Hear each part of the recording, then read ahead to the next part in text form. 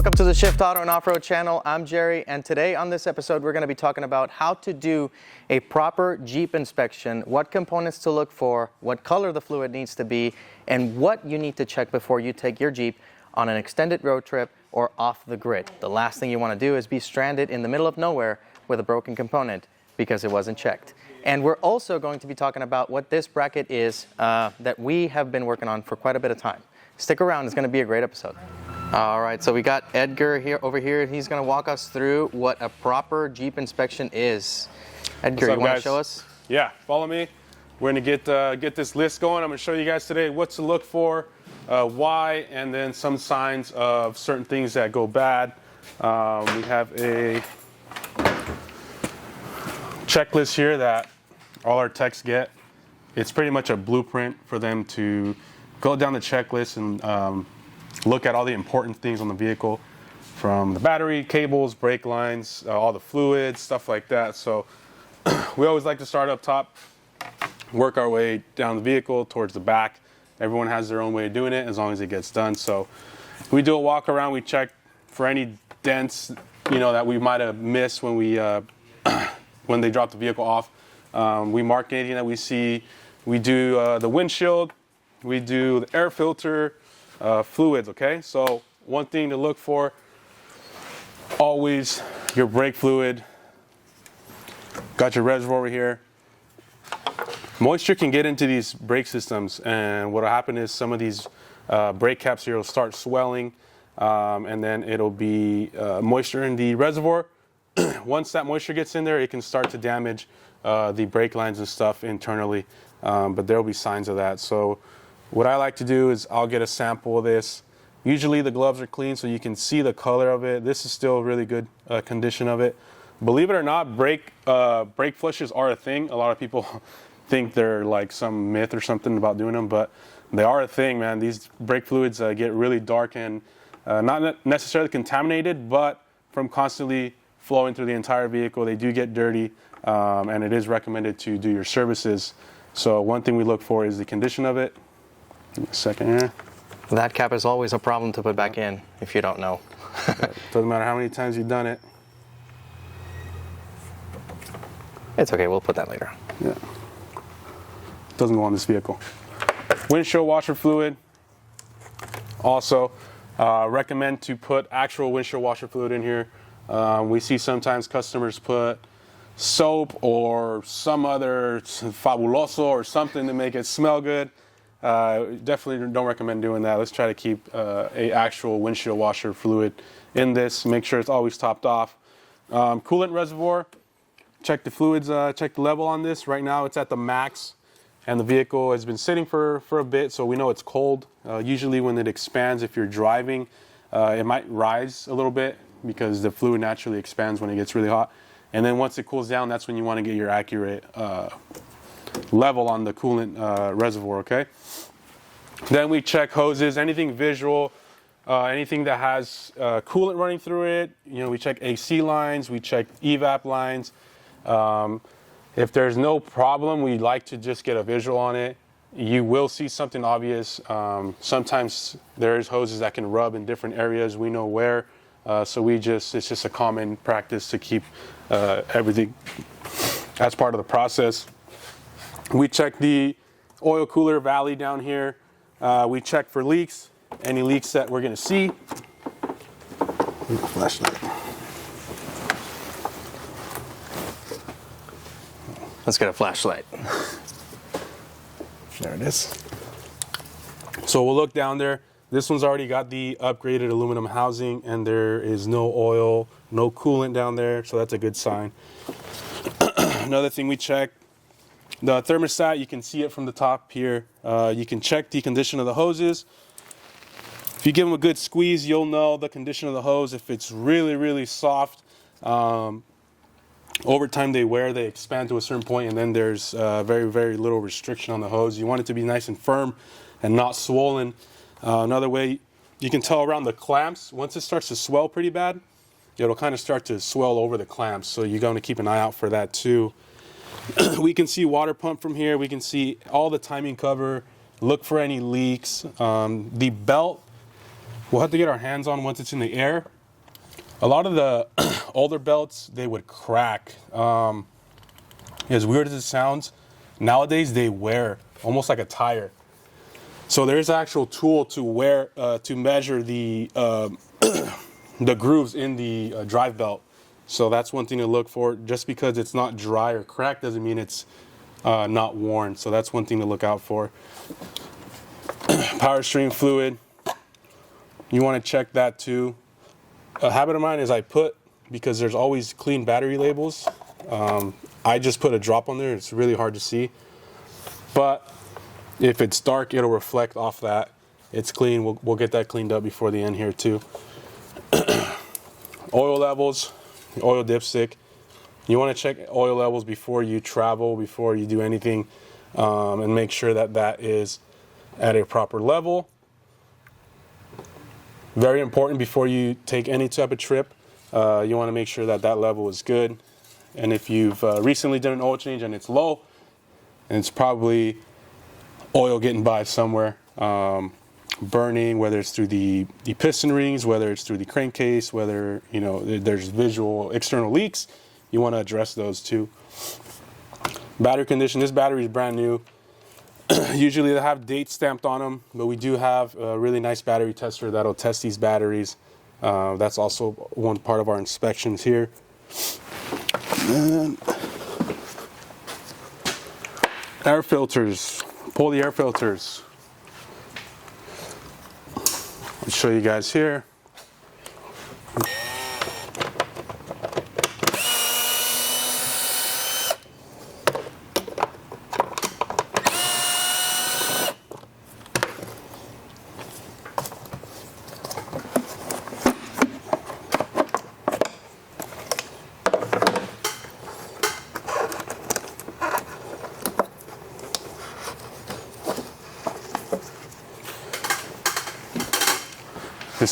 This air filter here looks pretty good. You want to hold it up to the light. It's hard to see, but normally if they're really bad, you won't see any light through these air filter fins right here. You can see light through these. You can see they're not really dirty, which is a good sign. This is not an air filter I would recommend changing. Still plenty of filtering left for this. So it's always good to check though, because if it gets too restricted, it will cause problems for you. So that's not something you want to do. You're basically restricting the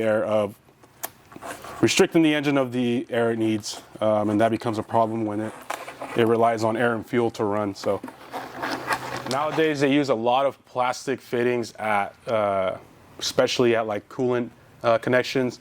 One of them being under the coolant expansion tank. There's a plastic fitting down there. It's like a quick connector too. Those, like plastic, right? It goes through hot and cold cycles, and it'll get brittle over time. And this has been a problem lately that leaks on a lot of Wranglers. Also in the back, the heater core also has the same style fittings, and are also known to be a problem on these. You see them back there. So that's one thing to look for. If you lose coolant on this thing and you don't catch it in time, it can be catastrophic to the vehicle. Now we're going to raise the vehicle and we're going to start our underbody inspection on this. And we'll kind of show you guys what to look for. All right, so now we'll start on the underbody. I got my handy dandy pointer here to help me get in those places that I can't reach. All right, guys? So obviously you always start visuals, right? You see visuals. The differentials, if they get off-roaded enough, they will leak, especially if you hit, you can hit rocks and stuff on the trails. These will leak, so it's always an obvious sign if they are. We like to look at the condition of ball joints. There is a certain way to measure ball joints. There is a dial indicator you use. You check vertical play on them, and if it's at a certain tolerance, out of a certain tolerance, you would be replacing them, but we'll save that for another video. Anything that we see, sometimes we see, tie rod ends damaged, bent, bolts backed out, steering stabilizers. Once these start to fail, there'll be hydraulic fluid here that leaks out from the seals. That's an indication that it's internally failed and leaking. Then we go on to the control arms. Also there we use, you can use like a pry bar, you can use something to check the condition of the bushings. If we perform a vehicle retorque, then we would be addressing and checking torque on every single suspension bolt from the control arms to the steering down to the back. And if you look up here, you can see some of the engine components. We can see the water pump here, where this lower radiator hose is. These tend to leak quite often. It's hard to see, but they have a freeze plug behind the pulley down there that leaks really, really often. If you look up there. Also, the dampener has a seal behind it and the timing cover that leaks oil. This tensioner is hydraulic, so you might see some fluid that comes out of there. Once it does, you will notice some slipping in that drive belt.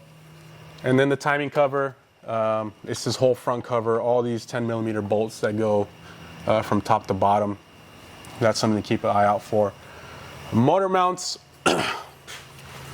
here, also keep an eye on these. When these start wearing, they can cause really annoying vibrations in the engine. They can cause torque. You'll feel it once you start driving. The engine will shift under torque and it will sound potentially sometimes like a clunk. Also something to keep in mind. And then we pull differential plugs to see the condition of the fluid.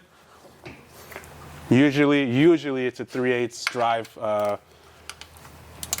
ratchet if you haven't, modified or swapped these covers out for something aftermarket, which you would probably want to do.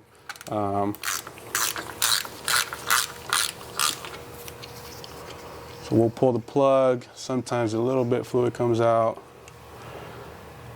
I get a sample on my ratchet here. And that, you can see, he probably uses royal purple because that's definitely purple. That's in great condition. Yep. You can see that.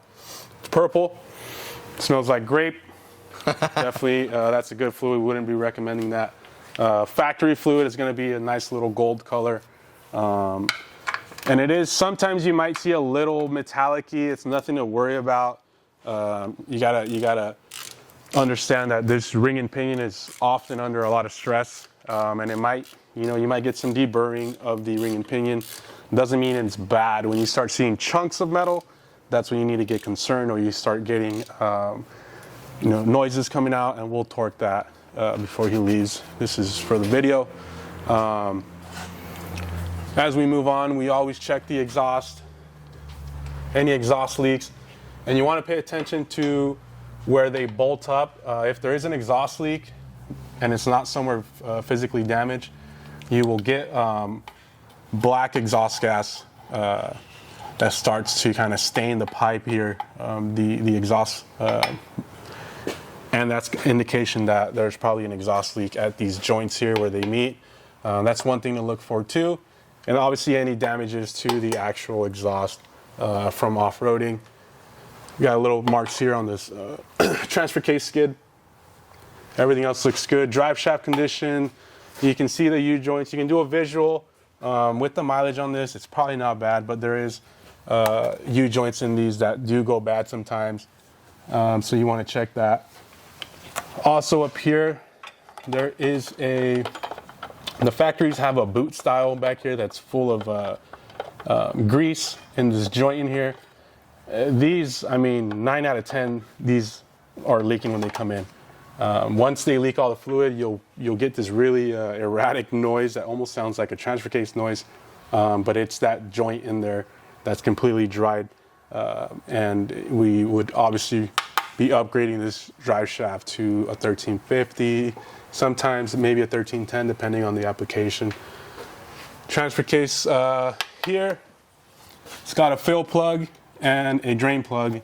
So you would pull these this Allen bolt here, and you would check the condition the same way you check any other condition of fluid. You want that to be a nice red color. In this specific transfer case, it's ATF4, so it's got to be red or a nice burgundy-ish color. Same goes with the rear drive shaft. Same style joint up at the transfer case. these will go bad, the boots will rip, and then you'll get grease all up on this sound deadening shields up here and everywhere. It gets pretty messy. We work our way back.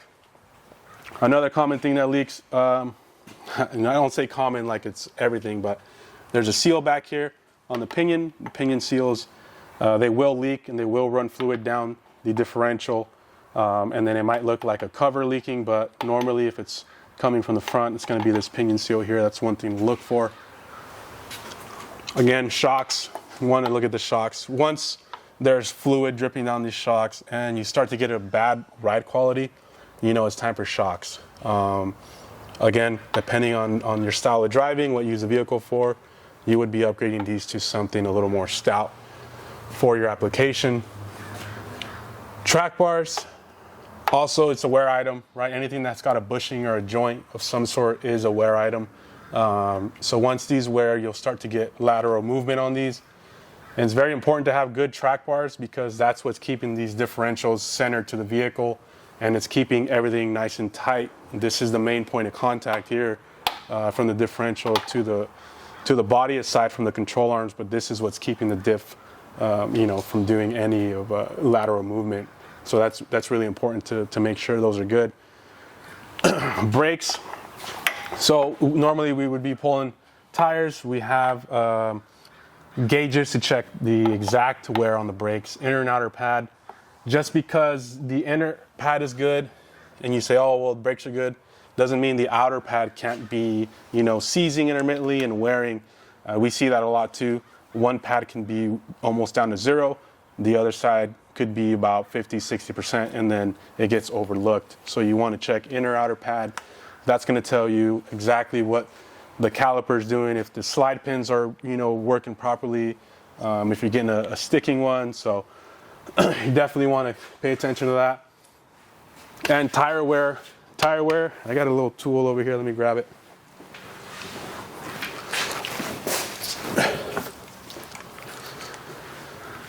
We got a little tool here. It'll tell you the tread depth of it. We go in 30 seconds. This is going to be huge. You always want to check it from 3 points. Outer. Right here, you can see we would say about a 12, 30 second. And we go down to the center. And it's about a 12, 30 second as well. And we go outer. And it's pretty even across. That's what you want to see. It might be possible that you check the outside and it could be a 9, 30 second, and then you check the inside and it could be a 12 or 13. That'd be concerning because now you're getting irregular tire wear, and now you start looking into suspension components of why this is going on. Tire rotations are huge, guys. You want to make sure you're rotating your tires every oil change. Do it religiously if you want maximum life out of your tires. You're spending a lot of money on tires, so you want to maintain them just like the vehicle itself. You'd be surprised how many times we see front tires completely clapped out, and then the rear ones are still really good condition, and that is a lack of tire rotations, unless there's some really underlying issue going on with your suspension.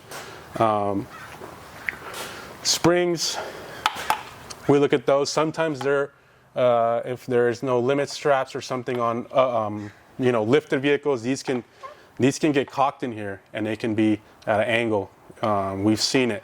So we like to put a visual on everything. Sway bar links, you want to check the condition of them always. That's another wear item. You'll see these here, and they'll have a top joint as well. Bushing on the bottom, joint on top. But again, this is a ball joint style, so it is normal for that to wear once it goes bad. And a general look on skid plates. Sometimes we've seen these skid plates completely bashed in, and there is a fuel pump that sits around this area, and we have seen it get damaged by something hitting this really hard, and I mean just completely damaging that. And that's pretty much it, guys. We will start doing more videos on inspection and more into detail on other items like the ball joints and brake pads and how to check for play on the U-joints and stuff like that. Yeah, there's procedures for everything. This is kind of just to generalize, to get you guys familiar with what components are where and what they're called, you know, so you guys know if you go somewhere else to get service, hey, can you look at my rear differential? There's some oil down there, maybe a pinion seal. So it's more to familiarize you guys with your own vehicles and know what to look for. There's a lot of guys out there that like to work on their own vehicles up to a certain point. We encourage that. We love it. We want everyone to know exactly what their vehicle condition is. That way, you guys are more involved in all these other processes of repairs and modifications and stuff. So if you guys enjoyed the video, we got a lot more coming. We'll start getting more details on how to check a ball joint properly and what tolerances mean what. Brakes as well, you know, so this is kind of just to break the ice on what's coming. So hope you guys enjoyed it. So that was Edgar with a lot of useful knowledge on how to do a proper inspection on your Jeep Wrangler, JL, JT, or JK, or whichever the platform may be, and even other brands. The inspection pretty much is the same across all brands and models. But like I said at the beginning of the video, we're also going to be doing, I'm going to be doing a description on this bracket that we have been working on for quite a bit of time. So this right here is the shift frame bridge. And what that is a bracket that welds on to the bottom of the frame, and it prevents the frame to bend. Because when you tow and you put a lot of weight on that frame, Gladiators have a tendency to bend the curved portion of the frame where the spring perch is. The way this came about to be, we had a customer bring us a Gladiator that he used it a lot to tow a 4,000-pound trailer. And he went off-roading with it multiple times. So after using it like that, obviously the frame gave out and it developed a giant crack. It developed a crack so bad that we initially recommended a frame replacement. When we told him how much it would cost, obviously he asked us if there was another way to fix this problem. So we brainstormed this, and we came out with this right here. And it's basically a bracket that holds the frame in place, replaces the bump stop entirely, and carries the weight throughout one of the weakest points on the Gladiator frame, transferring the weight to the curvature where it's a double wall on the frame. So initially it started with a piece of cardboard, and we taped it up and we put it underneath the frame, and we believed that it was the right choice to do. Now, so after multiple months of trying to find a manufacturer and setbacks on the design and trying to make it work and fit properly, we finally got it. We installed one actually on my Gladiator, and that was the test dummy basically. And then I tested it. I towed a Patriot X3 and off-roaded it, and my frame is as straight as can be. So now this is available on our website. You can go to shiftautoandoffroad.com, and you can see it over there listed. We have a few of these in stock. We will be getting more in stock if we run out, but it's an important component to add to your vehicle, to your Gladiator, especially if you're towing. And that was it for the video, guys. Let us know in the comments if you like the information that you saw on the video today. We will be posting more videos regularly. Hit that like and subscribe button, and don't forget to share it. See you on the next one. Hey, you're still on the clock, dude. Which one? You're doing that one first? Yeah, no, I'm just doing the intro real quick, and then we're going to move on to the All right, let's get that shit over with. Everybody be quiet, please. Information that you saw on the video today? No. And button and subscribe. We will be posting some more. Stick around. I would do that again. Fuck. You have that flashlight, man?